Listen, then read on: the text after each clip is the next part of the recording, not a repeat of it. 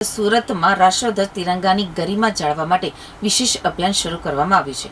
Surat future foundation અને India પોસ્ટના સહયોગથી શહેરમાં પોસ્ટ ઓફિસો, શાળાઓ, કોલેજો અને યુનિવર્સિટીઓ સહિત 350 સ્થળોએ તિરંગા કલેક્શન બોક્સ મૂકવામાં આવ્યા છે.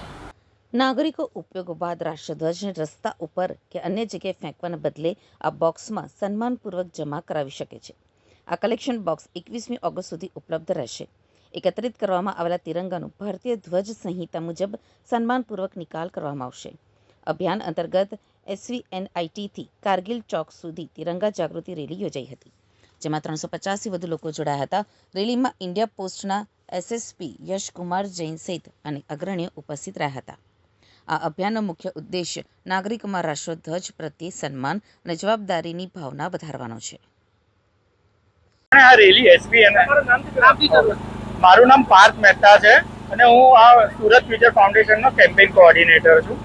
આપણે અત્યારે તિરંગા કલેક્શન અવેરનેસ રેલી SVNI ખાતેથી ચાલુ કરીને કારગિલ ચોક થઈને રાહુલ રાજ મોલ સુધી જવાના છે. અત્યારે આપણે સુરત ફ્યુચર ફાઉન્ડેશને ઇન્ડિયા પોસ્ટની મદદ લઈને સુરતમાં 350 જેવી જગ્યાએ તિરંગા કલેક્શન બોક્સો મૂક્યા છે, જેનાથી તિરંગા જો ફાટી ગયા હોય કે બગડી ગયા હોય અને કે તિરંગા કચરામાં ના પડે અને એનું ફ્લેગ કોડ ઓફ ઇન્ડિયાના હિસાબથી આપણે એને ફેરવેલ આપી શકીએ.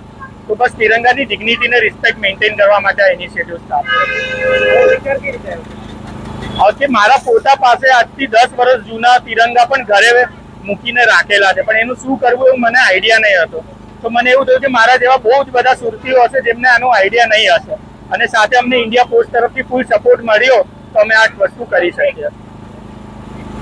गोयल, चेयरमैन MD शक्ति ग्रुप कंपनी.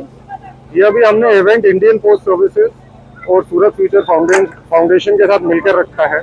ये एक अवेयरनेस प्रोग्राम है जो अभी अपने कैसे फ्लैग को अपने रिस्पेक्टफुली अपने को रखना चाहिए.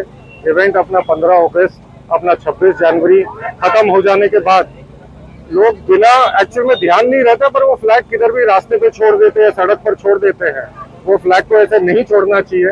फ्लैग अपने एक देश की शान है.